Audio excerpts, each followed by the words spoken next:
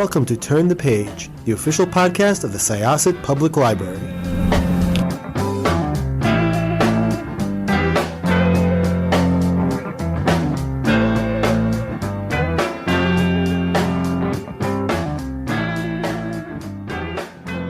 Hello, and welcome to Turn the Page, and I am Lisa. I'm Melissa. Hi. That's your cue. And I'm Bryan Trottier. Good morning, everybody. So Melissa and I are lifelong Islanders fans, and we were thrilled when Bryan released a book last October. So we thought it would be great to interview him. I have to say, for anyone who has not read the book yet, keep a box of tissues nearby. I cried. It was phenomenal. So there's lots of fun. There's lots of fun family stories. Early growing up in Saskatchewan, obviously Canada, growing up on a ranch with family and talking about mom and dad. We have wonderful memories of growing up, and that part. I think everybody can reflect on, relate and reflect on their own families and feel a little something about that with brothers and sisters, remote Canada, making it all the way to the NHL. Go figure, but. Great stories of hockey in there. My buddies, my line mates, and Al Arbor. The time in Pittsburgh here has been awesome. But it's been a wonderful hockey life. Thank you, ladies. It's a pleasure to be here. Pleasure to be chatting with you guys about this little adventure I went on called writing a book. Holy cow!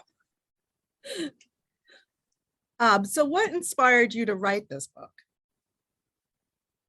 Well, that's a great question. I'm glad you asked. It's for long over 40, maybe closer to 50 years now. People have asked me all the time, "Can I write a book?" I said, "Yeah, you can write a book, but I'm not ready to write a book as far as an in-depth book about my life and that kind of stuff. I really wanted to keep everything close to the vest. I was very private, and I didn't want to give away any secrets. What I was thinking."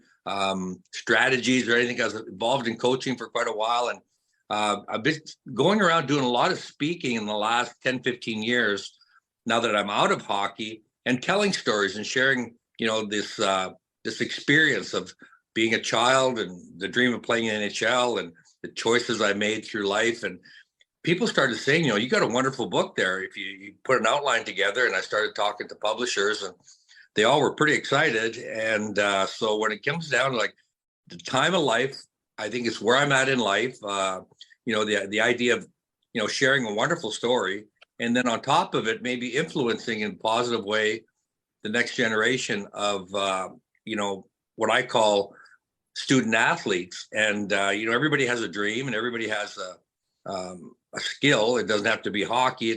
But it can be music. It can be, drawing, painting, whatever your skill is, and use that as your vehicle to, chase a dream. And so, it was a labor of joy, I call it, because, when you start a book and you do the outline and you're writing these, and you start editing, oh my God, what we had to cut out, what we had to kind of condense down.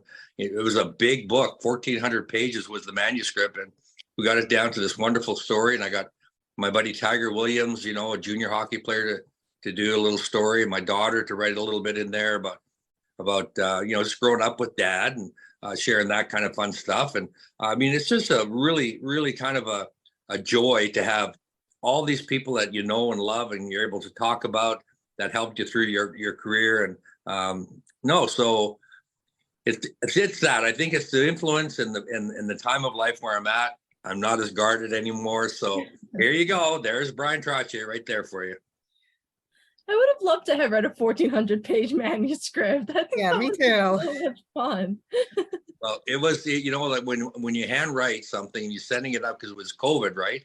So you're sending it up to the editors, and you're writing another chapter. You're writing more stories, and you're sending that up. When they put it into a manuscript form, and I saw how thick it was, and we had to go through it, and there was a lot of repeats, a lot of stuff that you obviously didn't make the cut. But I said to myself, it was really kind of fun to just sit down and write, because I like writing, and I enjoyed composition in school, and I enjoyed that I don't know, that dreamy side of me, you know, where you're using your imagination and remembering and really kind of like sharing that that creativity of your mind. And so I really enjoyed that part. So to put it down on paper was really just being me in one sense, and then then to condense it all and realize how many stories you actually have. And I could have wrote more, but you realize that, hey, it's a book. Maybe we'll come out with another book. I don't think so, but you never know. So I think I'm gonna jump in a little bit within the book. At the very beginning of the book, you have a list of your hockey accomplishments.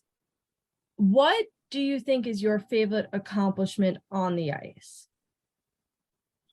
Oh my God! Without a doubt, it's the Stanley Cups. The Stanley Cups was what I played for. I wanted to win. Above all, I wanted to, to share that with your teammates and your fans of Long Island and Pittsburgh here. That's been the biggest joy. Like, there's nothing better to dream about raising the Stanley Cup over your head, having that accomplishment, and to do it with a team, with a group of guys that are your buddies, your friends, and that bond that maintains through life. It's just incredible. Like the coaches I've had, Al Arbor, like that experience of having that, I guess, a father figure and then accomplishment together, and through that, and then just kind of sharing that ride. And talking about it was was reminding, like I got goosebumps talking about all this fun stuff when I was writing it and sharing these stories. And that experience, that winning, putting the jersey on for the first time, scoring your first goal, and making Hall of Fames, and some of the goals you scored through that, they're fun, they're really exciting. But there's nothing better than winning the Stanley Cup and pumping that thing over your head, and seeing the faces and the screams and the joy with our Long Island fans, and to do it 4 times in a row, and to be, we're just young and dumb, I think, but at the same time, we were young, and we stayed healthy. We had a great system. We had a good group of guys, and I'll tell you, it's a miracle in one sense, but it is, like, to me, that's my favorite of all the accomplishments, is the Stanley Cup, the holy grail of hockey. And it's funny because I was young when it first started. Like, I was in kindergarten. I'm a little older than Melissa. And it basically was that every single year the Islanders would win the Stanley Cup. I thought it was normal. I thought that's what happens. And like, when it stopped, I was like, what happens? Like, it was like crazy for me. That 5-year period, for us, it was like a little longer, because we had to climb that ladder of success. Mm-hmm. It came in 75, and then we fell a little short for a few years, but we were learning how to win, and then to find a way to overcome, and when you lose the Stanley Cup and that devastation, and to see the next crop of players coming in like LaFontaine, Kelly Rudy, and the goaltender, and then you look and you see, how are we going to be able to like recreate ourselves and rebuild? Unfortunately, it didn't happen, but the fans of Long Island were so encouraging, so supportive, and it almost became routine to a degree. When you win back to back 3 times, 4-time champions, almost a 5th. We kind of learned that you say, you know what, the sun's going to come up tomorrow. We're going to pull our bootstraps on. We're going to try to find another way, a creative way, and build this bond again with a group of guys. And but we got dismantled, I thought, a little bit quick, but that's hockey to a degree. And lo and behold, I end up coming to Pittsburgh. So, things happen for a reason, and you got to make kind of lemonade out of lemons at times. But my years and my experiences on Long Island are extremely special and just very memorable. You mentioned Al Arbor before with winning the Stanley Cups, and a couple of weeks ago they had the alumni weekend for the Islanders, and they did a special on the board, and they had interviewed Bossy before he had passed away, And he said, I hugged my coach. Who does that? I hugged my coach. And I can't help thinking of him as soon as you said we had a great group of guys with Al Arbor and everyone. That was the first thing that popped into my head was Mike Bossy just smiling and going, I hugged my coach. Yeah, the coach sometimes tends to be like way over there. It's almost like he's like untouchable, but he's revered. And in one sense, he's the commander. Like he's the commander on the bench. He's commanding. He's directing, and so he's almost that, like Mike says, a little untouchable. But when you win and you express that joy, and Al's a family man, and the one thing we loved about our Islander team, we're all about family. We talked about it all the time. Well, Long Island's our family. Like this is these people. They care. We got to care about each other, and it's got to mean something. So when you climb that ladder and you meet and you're at the pinnacle and you say, I don't care if you're not supposed to hug your coach. I don't care if you think you're untouchable. And Al was just fantastic in that regard because, like we know that there's that respect and there's that, reverence, I think that we all have of a coach, and rightfully so, because, they have a certain respect that just comes with that position. But Al was special. Like he was really good to us. He was a father figure for a lot of us. He's basically same age as my parents. So when I looked at Al and Bill as a team, I was like, oh my God, these people know what they're doing. They put together a good group of guys. We believed in each other. We believed in our coaches. We believed in our system. And to be able to hug them and share that joy, I think it was just as joyful for Al and Bill as it was for us players, because boy, it's a ride. And it's if there's, the coach can't go out there and score goals. He can't go out there and back check and break up plays. But I found that out when I was coaching is like, you encourage, you prepare the players, you do the best you can, you make them believe, you encourage, you keep cheering for them. And when you ride and you're able to thank the players for what they're able to do, I mean, it's pretty special for all of us. That's awesome. I love that. Lisa, you have one? I have to say, one thing that really struck me about reading your book was how close the relationship was with your family. And I was just wondering if other young hockey players at that time were as close to their family as you were. That's a great question. Again, like where I come from in Saskatchewan, remote Canada, we lived on a ranch, 5 kids, older sister, younger sister, 2 younger brothers. We had chores to do. We had they're basically your playmates during the day when you're not working. So yeah, you build a closeness and you're kind of living off the land, and you realize, we got to feed these pigs because we all like pork chops. Oh, we got to feed these chickens. We all like eggs and, fried chicken. And realizing that's just, we're living off the ranch and the land and the cattle, and we're working towards something. And, Dad taught us, and mom and dad taught we got to rely on each other because this is all we got. And our neighbors were, a mile or 2 away, and they had families and they were working. And a small community, is much like a family. Our little town of Val Marie was, 200 to 300 people in town. And then the rural area is probably another 150, 200 people. So 500 strong. It was a vibrant little town, but you lean on each other, you rely on each other in order to do things, and you got to be reliable and you got to be dependable to your neighbors as well. So I think you'll learn life skills. And I think our friends over in Mom's hometown of Climax, Saskatchewan, I think they were very close. We're still close with a lot of those teammates I had there and their families. And it's wonderful, that bond. And it's a friendship. Obviously, it's a great friendship. So I think it's kind of hockey to a degree, because hockey is a big part of the fabric in Canada. And, in the hockey world, basically, the hockey fabric of Long Island is pretty tight, and it's really grown over the years. And you're pretty proud when you see some of the kids that are making it to the NHL. And obviously, they need a lot of support.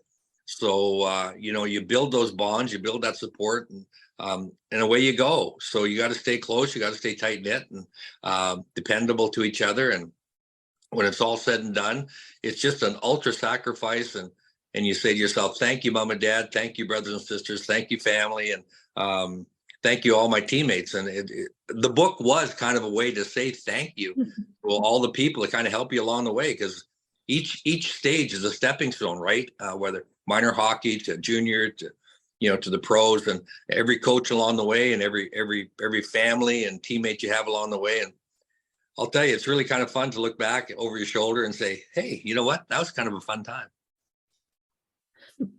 I just want to give a quick shout out to your horse. He sounds like he was fun. I've Motor heard McHugh. horses, so. Yeah, when dad got Putt, and it was a registered quarter horse, and she was a great mare, beautiful strawberry roan, and she was just a gorgeous horse.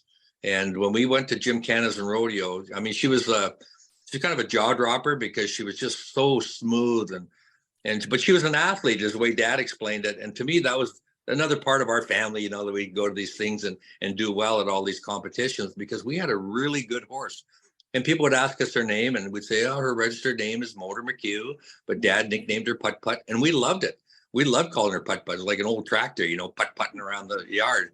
But she was a bit of a babysitter for our, like all our cousins, whatever. We'd take little rides around the yard and in the corrals, and she was never mean or anything, and anything for a little bit of hay and a little bit of oats. And but when it comes to competition, boy, she put her ears up, and boy, she performed. It was great. I mean, it was just a wonderful experience to be able to be a little bit of a cowboy and have that fun on the back of a horse, and it's exhilarating.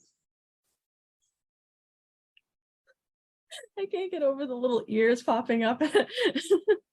Yeah, they come to life, boy. It's competition time. Like we went to a figure skating competition, and I've been in hockey for a long time, but we went to a figure skating competition in Canada, and I didn't realize that these young gals and men, when they all of a sudden they put on a game face. And we probably did the same thing in hockey. We had a game face before that. Yeah, hi, how are you? We're just conversing, and all of a sudden it's game time. It's like, oh yeah. And the horses are the same way. It's like, oh, we're on. Ears go up. They get all tensed up. You can feel the muscles. They're powerful animals. I'll tell you that. Do you have any pets now? I got a ding dong dog named Rowdy. I mean, he's a border collie, Australian Shepherd mix. A gorgeous dog. He's chocolate, big white mane, like the collies have. Like Lassie, dark chocolate kind of looking dog. He's got two little dots above his eyes. He's getting a little old now. He's 12, and he's getting a gray face now. And he's just he's slowing down a little bit, but he still thinks he's a puppy at times. He's my son Christian's dog, but. Christian's off to school, so I'm holding the fort. Me and Rowdy are holding the fort here, and but I call him a ding dong dog, but he does his best. He's loyal. He's a happy dog, and my job is to keep him healthy. So yeah, we get along pretty good. If you don't mind, Mr. Trottier, I'd like to talk about the fans again and give a quick shout out, because you mentioned the Booster Club in your book. I'm currently a part of the Islanders Booster Club, and we are about 150 members strong, and we take trips and we have viewing parties, and we are one of the strongest fan groups that we have. And I love that you mentioned that, and the softball games in your book, because my mom grew up with the softball games, and she said it was one of the best things that she could do to, go out and meet the players and everything like that. Well, our Long Island fans are just like nobody else. Like, they really kind of adopted players from all over North America, Europe, and made them feel like they were part of the Long Island fabric and community. So whenever there was an event going on, we got invites. I've gotten so many invites to people's home for dinners.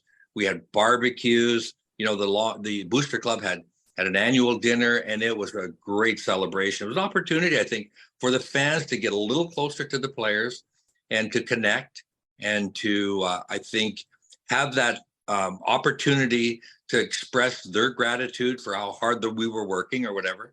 And for us to express our gratitude, say, hey, thanks for the encouragement and the cheering. And it makes a difference. It makes a difference to have that that, well, you remember the Coliseum, and they're trying to take that same atmosphere to UBS Arena. And I think that atmosphere is intimidating to the opposition, and it gives you another shot of adrenaline as a player.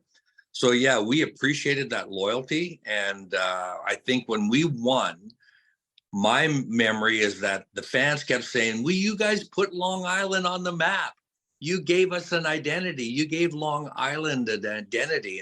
And we grabbed onto that because we felt like we were Long Islanders. We were New York Long Islanders. And people would say, "Do you feel like you're part of the city?" Well, no, we're kind of Long Island. And there was that Rangers were New York City and we were Long Island.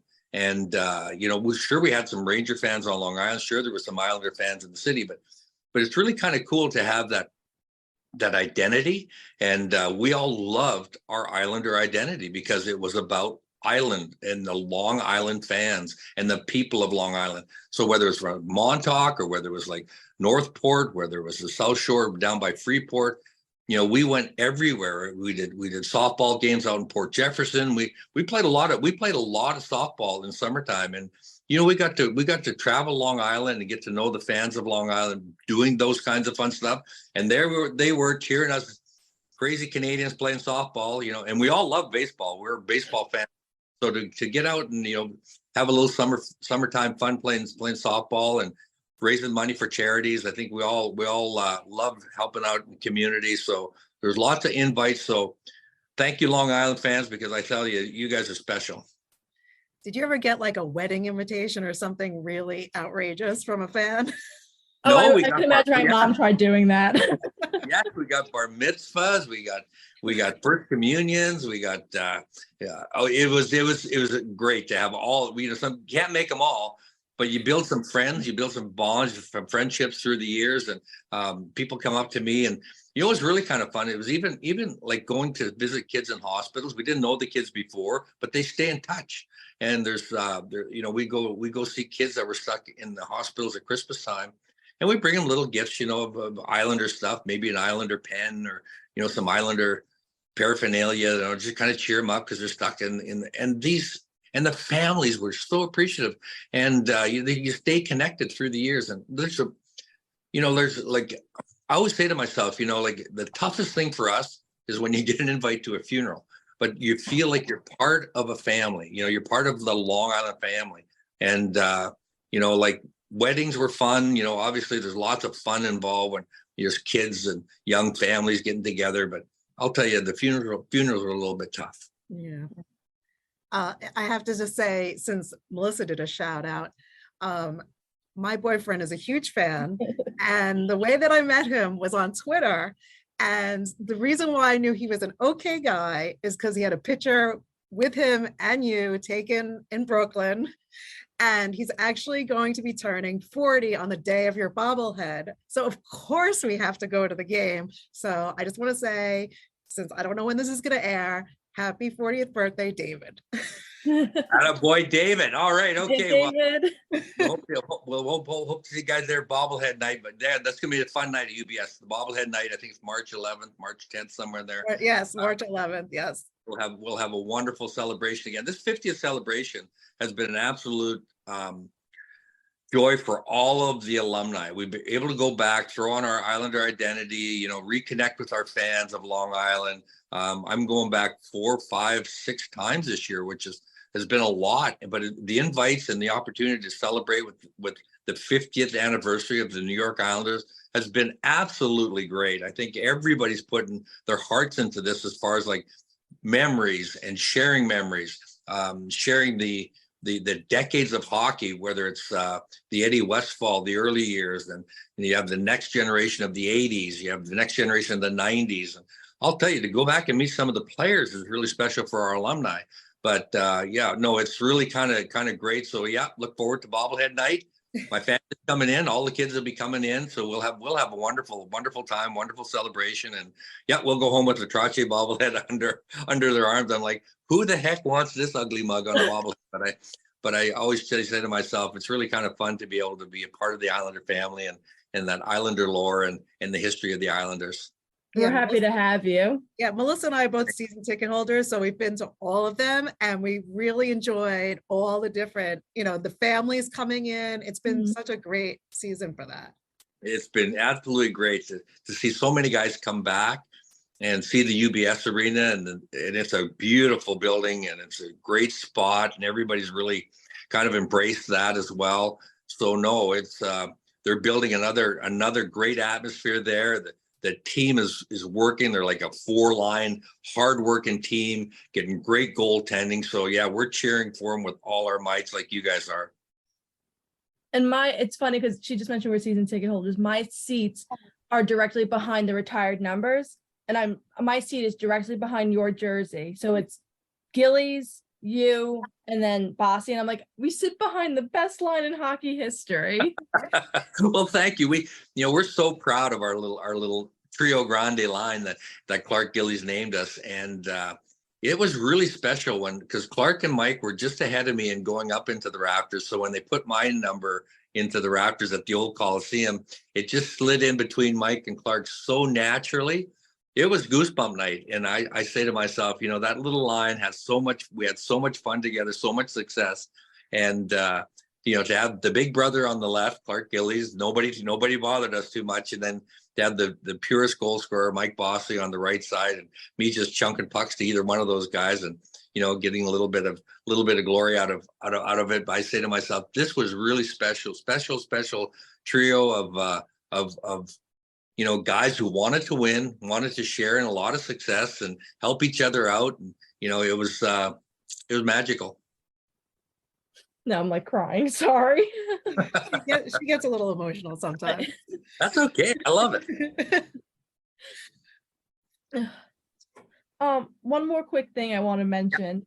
You talked about your mental health, and I heavily want to thank you for that, because like you said, at the time it really was not discussed, and nowadays it's becoming discussed more. We have the Bell Let's Talk.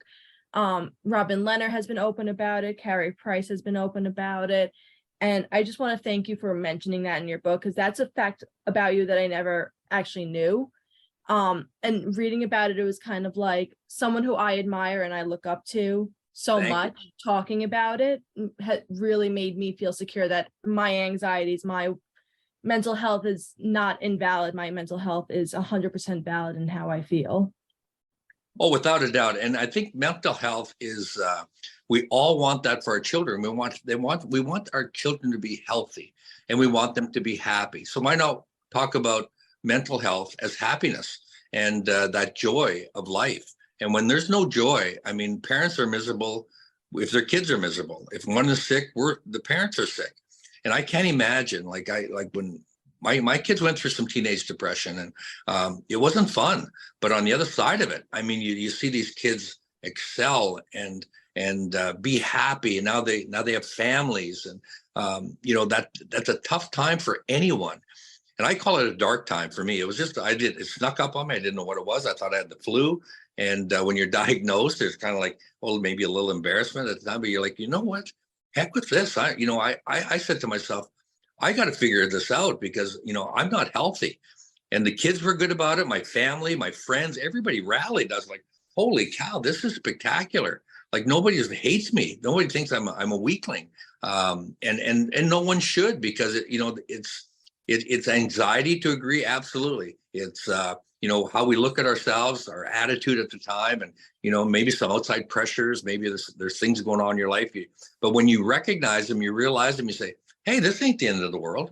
I'm not going to get defined by this. I'm going to be defined by all the fun stuff that's going to happen beyond this. And so it was really kind of I don't want to say an awakening, but it was to a degree, because we all want to support each other. And if my friends are in trouble, no matter what it is, I'm going to rally for them. And I found that, and it was really kind of spectacular that, okay, what are you going to do to fix you, Brian? I didn't know I was broken, but, and you're really not. You're just kind of like, you got a little voice inside of you that's talking to you through all this. And my voice was pretty positive, but like when you're down and you're not happy, I don't know what it was, but when you recognize and start digging them off and hitting check marks and saying, okay, I got this. Okay, I got this. Okay, I got this. And find some help and some tools that help you through it. I tell you, it was was a rough time, but at the same time, I said to myself, I'm going to be, it was a step. It was like, actually, it helped me take the next step in life,